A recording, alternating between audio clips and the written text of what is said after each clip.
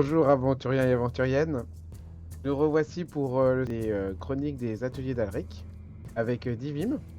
Alors moi j'ai choisi de parler de l'or aventurien, du background, et donc je vais vous parler de la ville de Yolgurmak. Le nom fait pas Euh, rêver, hein. le nom est un barbarisme, c'est dans la langue des démons. Samuel m'a appris tout à l'heure que ça voulait dire forge d'un autre monde. De l'au-delà. C'est donc de l'au-delà. Donc C'est pas un c'est du coin pour les vacances. Zayad. Mais bon, à l'origine, cette ville, elle existait déjà en V1, mais elle avait un autre nom. Elle s'appelait Isilia. Donc c'était une belle ville de 5000 habitants avec de nombreux temples, Burtsa, Peren, Praio, Stravia, une académie de magie, même l'académie du bannissement. C'était la capitale du duché de Tobri. Alors pour ceux qui jouaient en V1, le duché de Tobri c'était un peu inconnu parce que ça n'a pas été traduit tel quel, c'était peut-être même pas mentionné dans le livre sur l'aventurie. Mais en fait, le duc de Tobri, vous le connaissez parce que c'était le personnage nommé Quentin, duc de Kern dans le Tournoi des Félons. En allemand, il s'appelle Kunibald von Herrenstein, le principal complice du grand méchant du Tournoi des Félons, Angevin de Corboli en français ou Hanswin von Ravenmund en allemand. Donc sur cette ville d'Isilia, qu'est-ce qu'on peut noter aussi? Qu'elle a été fondée à l'origine, alors 1000 ans avant la chute de Postparan, par les Alani, les ancêtres des Norbards. Voilà, donc en V1, tout se passait bien, une jolie petite ville.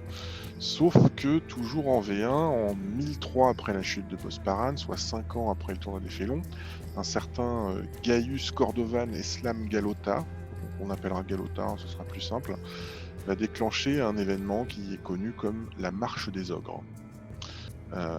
Donc Galota, c'est un personnage important, l'œil noir, hein, pour ceux qui ne le connaissent pas, c'était le mage personnel de l'empereur Hal.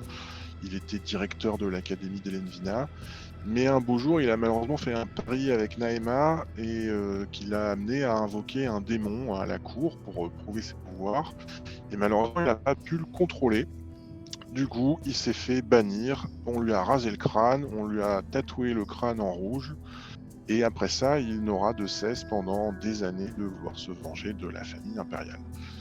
Il va même y arriver plutôt bien, on va dire.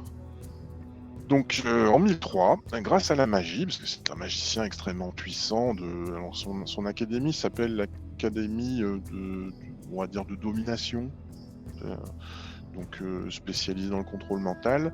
Donc il se monte une armée d'ogres qu'il envoie sur Gareth, rien moins que ça. Sur le trajet, ils vont passer par Isilia. Et ils vont complètement raser la ville. Donc tout ça, c'est détaillé dans le scénario que vous voyez à l'écran, qui s'appelle Mer als 1000 Ogre, plus de 1000 ogres. C'est un classique de la première version de l'œil noir, en allemand malheureusement uniquement. Et dedans, il y a un petit wargame, hein, puisque mine de rien, ces ogres, il va falloir les affronter, dans le scénario en tout cas. Du coup, la ville est rasée en 1003, la capitale du duché s'en va dans une autre ville qui s'appelle Mendena, qui est pas très loin. Plus tard, elle va revenir parce qu'ils vont reconstruire la ville, mais on peut dire que cette ville n'a pas vraiment eu de chance. On pourrait même dire qu'elle était maudite, hein, parce que pendant les guerres de Borbarad, en 1020, en fait, la ville est à nouveau envahie et rasée. On noter que pour la conquérir, ils vont devoir passer par le lac, parce que mine de rien, les défenseurs des murailles tenaient bon. Et ils vont envoyer des troupes par ce qu'on appelle une arche démoniaque. C'est une créature démoniaque qui ressemble à un bateau sur pattes et qui peut même aller sous l'eau, tout en transportant des troupes. Et ils ont aussi fait appel à une armée qui est sortie du lac, une armée de créatures à moitié démoniaques, qu'on appelle des Umeriers, qui ont des formes de crabes. Donc voilà, la ville est conquise. Donc en 1020, pendant les guerres de Borbarad, en fait, Borbarad va se faire tuer à la deuxième bataille des démons. Troisième bataille des démons. Après la mort de Borbarad, Galota devient le seigneur de Yolgurmak, puisqu'il recrée une ville à cet endroit-là, là où il avait ville qu'il avait rasée.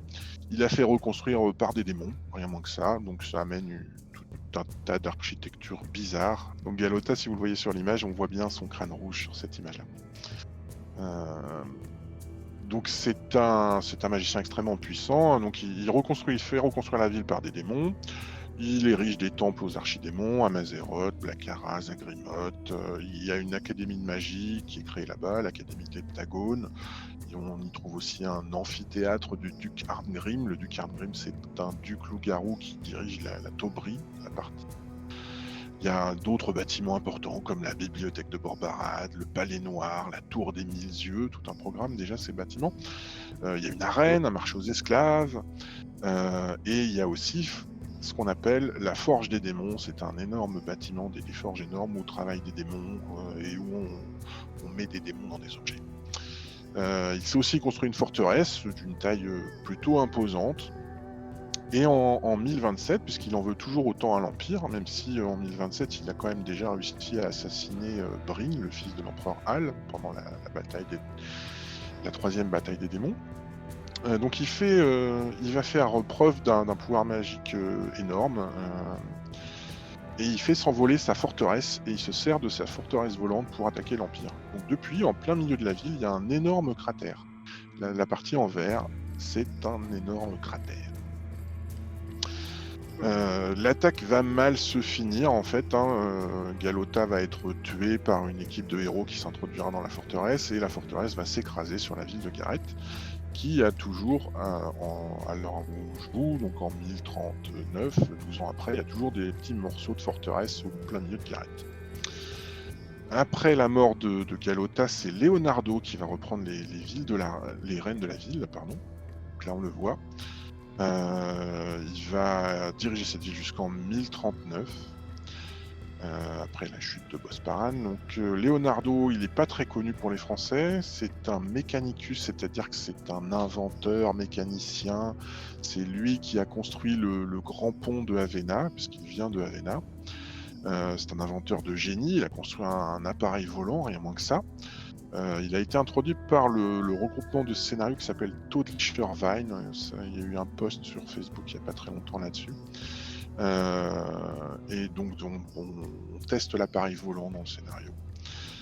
Il s'est converti au borbaradianisme parce qu'il voulait apprendre la magie, et que Borbarad est capable de donner la faculté de faire de la magie à des gens qui n'ont pas d'énergie astrale. Depuis la mort de Borbarad, il porte l'éclat d'Agrimoth, c'est un archidémon. Et en 1039, donc lui sera assassiné par un groupe embauché par le roi des nains. C'est un événement qui est raconté dans une des gazettes qu'on a publiées, et dans le scénario qui s'appelle Eiserne Flammen, les flammes de fer. Donc en fait, le roi des nains embauche un groupe de héros pour monter un commando suicide, le but étant de se débarrasser de Leonardo et de récupérer l'éclat d'Agrimoth qui contient de grands pouvoirs. Alors ils vont bien réussir à tuer Leonardo, mais l'éclat par contre ça va rater, puisque l'éclat va fusionner avec la ville, ce qui fait de la ville en fait le plus grand. Alors c'est un terme pas facile à dire en français, c'est un non-sanctuaire, c'est un anti-sanctuaire. C'est un lieu sacré. Toute la ville est un lieu sacré pour les démons, si vous voulez. Sympa. Voilà. Qu'est-ce qu'on peut dire de la ville de nos jours ? Donc il y a une architecture bizarre là qu'on voyait sur la couverture de ce livre. Donc il y a à peu près 12 000 habitants. Il y a des forges. Elles sont énormes. Il y a de la lave qui s'écoule dans la ville. Et à côté des forges, il y a un parc à la végétation à moitié démoniaque. Il y a, comme j'ai dit, un énorme cratère avec des cristaux en plein milieu de la ville, un trou complet. On peut y croiser plein d'êtres étranges, voire démoniaques, et les moins bizarres sans doute étant quelques nains, puisque Leonardo a attiré des nains. Les nains aiment bien tout ce qui est fabrication.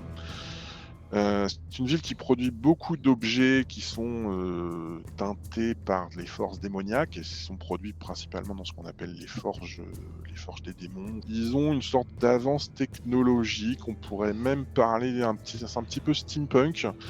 Ils ont typiquement des armures mobiles qui défendent la ville. C'est sans doute pour ça que, à l'heure actuelle, la ville n'a toujours pas été reprise.